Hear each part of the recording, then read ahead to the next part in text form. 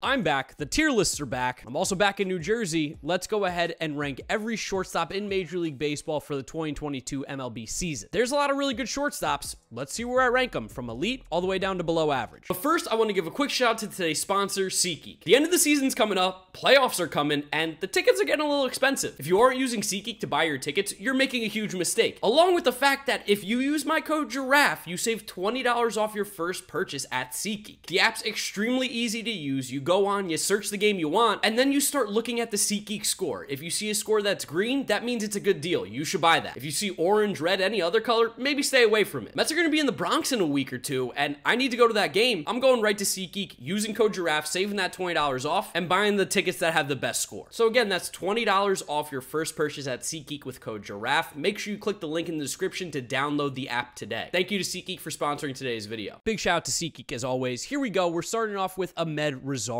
Now, Ahmed's interesting because defensively, not the strongest at shortstop, but at the plate, he's been above average, so I think that probably puts him in the average tier, although as such a young player, former Met, I think Amed Rosario can get into that good category, honestly. It's not called very good, it's just called good. I think he has the ability to be a solid player. He's got like a 3 WAR this year. It's pretty solid. Andrew Velasquez, he's definitely going to go in below average. I mean, he is a backup shortstop, let's be honest. He's probably even a AAA shortstop. He just really shouldn't be getting everyday reps like he is with the Los Angeles Angels. Injuries and a bunch of other things have pushed him to this position, but let's be honest, Andrew Velasquez, he's below average. Like, his glove's fine, but he can't really hit. The curious case of Bo Bichette, because Bo is actually playing better defensively this year than he has in the past, but he's hitting a lot worse, where, you know, in previous years, it was kind of flipped. He was a better offensive player, not as good defensively. I think I'm going to put Bo in the good category. I don't think he's a part of that all-star upper echelon just yet. I think his production and his growth has slowed down a little bit, but that being said, Bo Bichette is still someone, if I was a team, I'd be happy with him at shortstop. I just don't know if he's one of my first picks right now. I also think his age probably has to do with it. Maybe he's not a shortstop in the future, but right now, I do think he is a good shortstop. Bobby Witt, rookie year, especially recently, has been playing some really, really solid baseball. I'm going to go ahead and put him in the good category, and maybe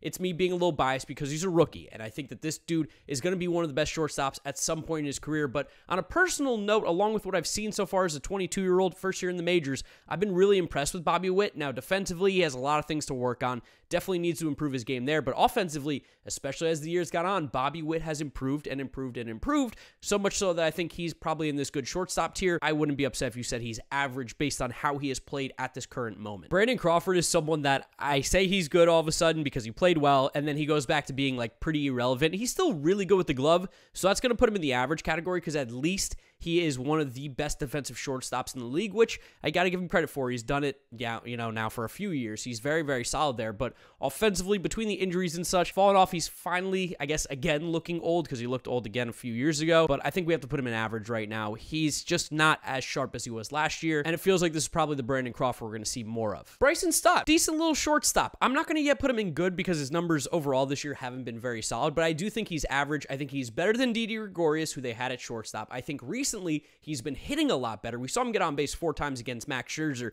You have to be pretty good to do that. I don't think he is there just yet, and I'm still not quite sure what his outlook is going to be, whether or not he has that all-star caliber potential for the Phillies at short, but I think right now he's an average shortstop on a team that has a pretty decent offense, and he's getting better as the year goes on. Carlos Correa, to me, is going to be the first all-star shortstop. Now, I know his defensive numbers, especially OAA, are way down this year after winning the Platinum Glove last year. It's a little strange to try and figure out where exactly Carlos Correa lands, but I do think that at his worst, he's basically an all-star caliber player. He's still raking quietly in Minnesota, having a really good offensive year. And again, while the glove maybe isn't as great as it was last year, could be considered bad this season, I think that's more of an anomaly. He's probably in between those two with the good offense, puts him in all-star for me. Correa is just, he's a stud. He's still really, really good.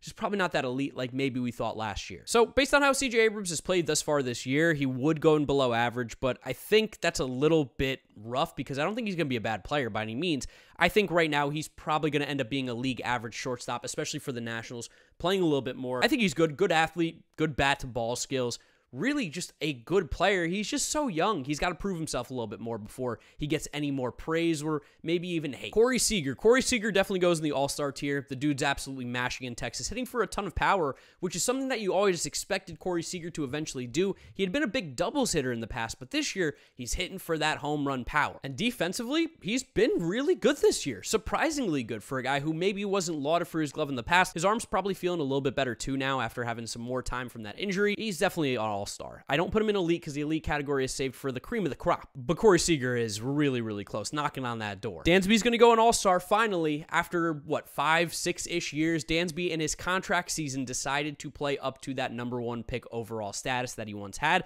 I mean, he's just been one of the better shortstops in all of baseball this year. I'm not going to put him in elite yet. Again, that's a different tier. You got to be a different player, but Dansby has definitely become one of the premier shortstops in baseball, so much so he's probably going to get paid this offseason or at worst get a Carlos Correa type contract, fielding really well, hitting really well. This is the Dansby Swanson we all expected. Elvis Andrews, not a major league shortstop anymore. He had his time. It's currently not right now. He's just not really hitting very well. He's not fielding very well. He feels very old, even though I think he's only about like 33, 34 years old, but Elvis Andrews below average for sure. This was an easy one. Now here's a fun one. Fernando Tatis Jr., fresh off of the 80-game PED steroid suspension. What do you do? Because let's be honest, we know why he was taking the steroids. He was trying to come back quicker. I don't think it has anything to do with his performance. I don't think it has anything with him trying to cheat and be a better player or hit more home runs, because he already hits among the best players in the league. So it's like, why would he necessarily need to do that to play better, especially when he's on the injured list? It was for him trying to come back quicker. I don't buy the ringworm. I don't buy any of that. That being said, I'm not going to hold it against him. I still think Barry Bonds is the best player in baseball history. Did he cheat? Probably. Did Fernando Tatis cheat? Technically, but was it to be a better baseball player or to get back on the field sooner? That's up to you. I think it's to get back on the field sooner. I think what we've seen in the previous years was not something that was tainted because of PEDs, and I do think he is one of the best shortstops in baseball. Defensively, he's got problems with the throws, but the glove is absolutely disgusting. It's never really been a glove issue. It's always been an arm issue. The biggest knock on Fernando Tatis is his health, and maybe the off-the-field stuff, because, you know, between riding motorcycles and taking steroids, there have been some things that are a little concerning about him, but when he is on the field, there are not many players in all of baseball better, especially at the shortstop position. So Tatis is elite. You know who else is going in elite? Yep, that's right. My shortstop, Francisco Lindor of the New York Mets. Francisco Lindor has had an unbelievable second season in New York. He's been so good. Of course, with the glove, as he always been for his entire career, is one of the best in all of baseball. The arm has gotten a lot stronger this year, and that's something that you would realize from watching Mets games if you do as much as I am. Of course, I have my Mets bias, but there are numbers that are unbiased that tell you Francisco Lindor is one of the best shortstops in all of baseball. He's got 126 OPS plus, 20 homers, 82 RBIs, and 800 OPS. Baseball Reference WAR of 4.7. On Fangraphs, it's even higher at 4.9, which is second among qualified shortstops, only behind Dansby Swanson. And again,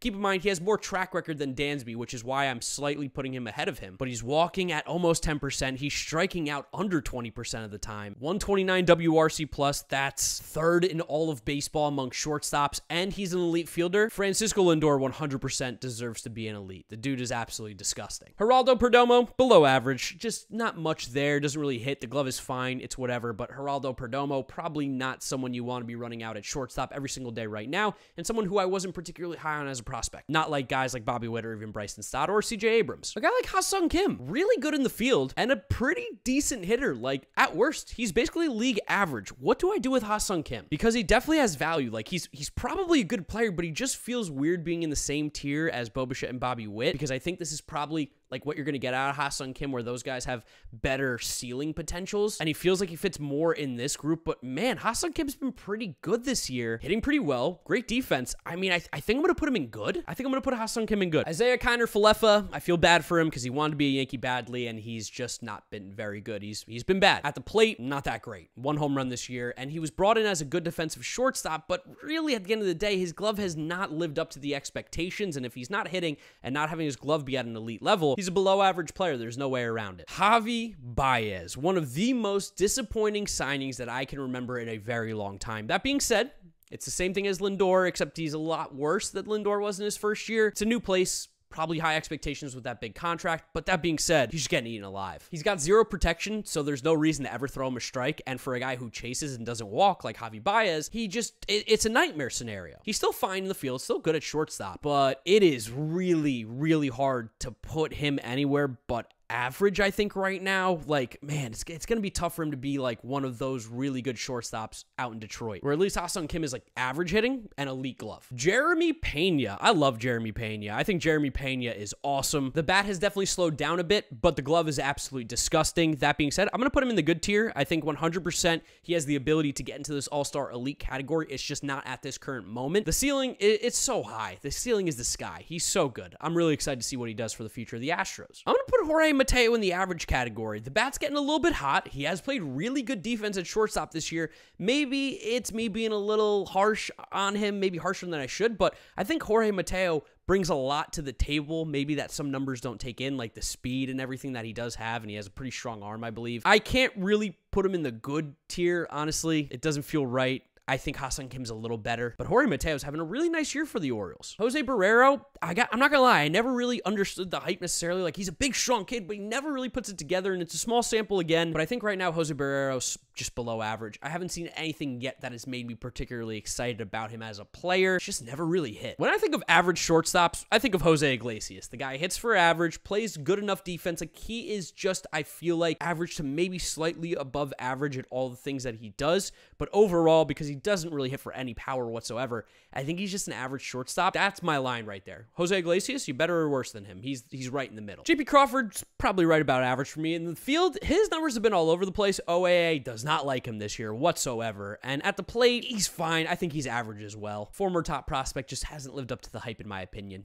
Fine at shortstop, but the Mariners 100% could improve, and it would probably help them too. Luis Garcia, I love the way he swings the bat, but boy, oh boy, is he god-awful at shortstop. He's below average. As much as I love the bat, he still doesn't really hit that well because he refuses to walk. Like, will not do it. And he does have swing and miss issues, but he does sometimes crush the baseball. Like, I like his swing, but he's awful at short, so we got to put him below average. Miguel Ross, below average bat, really, really good glove. To me, that puts him in average because his bat's just not that good. Doesn't really do much, but the glove is great at shortstop. Always has been. I know he got upset when I didn't rank him in the past, so here you go, Miguel Ross. I think you're average now. Probably going to be mad about this too. Nico Warner. I think Nico Warner is definitely a good shortstop. He's playing some really, really good baseball this year. Huge for the Cubs' futures plans because he's playing like a future shortstop. I know he doesn't have the power, but the bat-to-ball skills are really good. He gets on base pretty well, and he plays elite defense at shortstop. Nico Warner, I'm feeling really good about him. That's a really nice player to have at shortstop over the next few years for the Cubs, and I think he's just going to keep getting better as we've seen this season. Oneil Cruz might be the hardest player to rank because he does some really cool stuff like throw the ball 100 miles an hour, hit tanks, hit bombs, hit nukes. He crushes baseballs, but at a really, really inconsistent rate. And he doesn't get on base, and he doesn't particularly play good defensive shortstop, but he does fun things well. Like, he does the things that get on SportsCenter, so it makes you think he's a lot better than he is. I'm going to just put him in average right now because he's just, like, too talented, I think, to put him below average. Like, none of the guys below him do anything that he does, anything even close to it. No one hits the ball as hard as him. But the stats, they just aren't that good, and I don't know if they ever will be in the current state that Oneil Cruz plays in. I think Paul DeJong right now, I'm going to put in average. He got sent down. Seems like he fixed some things. Playing a lot better for the Cardinals lately. I'm going to put him in average right now, though, because we've seen Paul DeJong is an extremely streaky hitter. He's been a good fielder, though, in his career this year. Not as much. Small sample again. I'm not going to crush him. I want to see more. I want to see more of the new Paul DeJong before I put him back in that good category, because I do think he has the ability to be a really, really good shortstop, especially because his glove has been great, and he does have elite pop. Taylor Walls, below average. He is a perfect Rays player because he will play good defense